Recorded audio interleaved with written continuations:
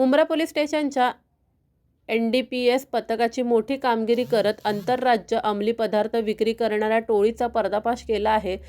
गुप्त माहितीच्या आधारे पोलिसांनी सापळा रचून 2 किलो 217 ग्राम गांजा जप्त केला असून जप्तीची एकूण किंमत 3,89,000 इतकी आहे। या प्रकरणात आरोपींना ताब्यात घेऊन पुढील तपास सुरू आहे।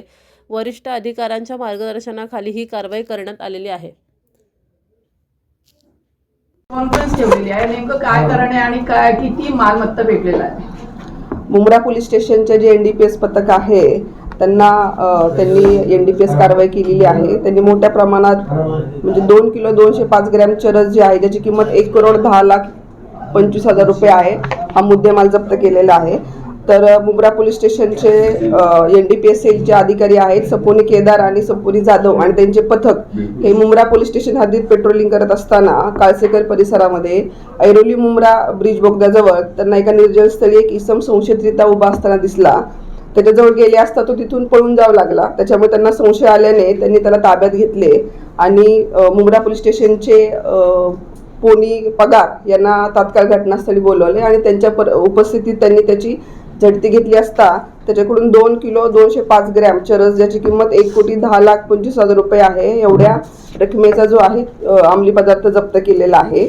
आणि त्या आरोपीचं नाव आहे मोहम्मद हारून हजरत अली सिद्दकी, राहणार मुंब्रा। त्याच्यावरती गुन्हा रजिस्टर क्रमांक 1988/2025 NDPS ॲक्ट अंतर्गत गुन्हा दाखल केलेला आहे आणि त्या आरोपीला कोर्टात हजर केल्यानंतर मान्य कोर्टाने त्याला 8 डिसेंबर पर्यंत PCR दिलेला आहे। मॅडम, जप्त केलेला मॅडोफ्रीन शरद कोणत्या मार्गाने आणलं जात होतं? आता हा जो आहे तो जम्मू काश्मीर राज्यातून विक्रीसाठी घेऊन येत असल्याचा आपल्या प्रथमदर्शी तपासामध्ये निष्पन्न झालेला आहे आणि या आरोपी विरुद्ध अजमेर राजस्थान या ठिकाणी देखील गुन्हा दाखल झालेला आहे। आधीचा पूर्वचा त्याचा रेकॉर्ड आहे आणि याचा देखील आपण अजून तपास करत आहोत। पण अटकेतील जे आरोपी आहे कोणत्या ड्रग रॅकेटशी जोडलेला त्याचा आपण तपास करत आहोत। तपासासाठी पोलिसांनी किती दिवसापासून ट्रॅक केली?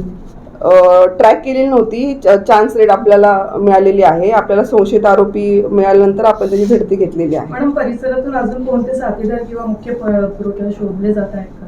आपण त्याचा शोध घेत आहोत। सध्या तरी एकच आरोपी आपल्या अटकेमध्ये आहे। आणि पुढील तपासाची जी दिशा आहे फॉरेन्सिक व नेटवर्क तपास कशी राबवली जाते? फॉरेन्सिक तपास आपण जे आहेत रेड केल्यानंतर केलेला आहे आणि त्याचे जे आहे सॅम्पल्स वगैरे आपण तपासण्यासाठी पाठवू आणि त्यानंतर जो रिपोर्ट येईल त्यानुसार पुढील तपास पहिला गुन्हे दाखल वगैरे आहे त्याचा आपण रेकॉर्ड तपासत आहोत। सध्या तरी अजमेर राजस्थान इकडचा त्याच्याकडे गुन्हा आहे एवढा आपल्या तपासात निष्पन्न झालेला आहे। Thank you ma'am.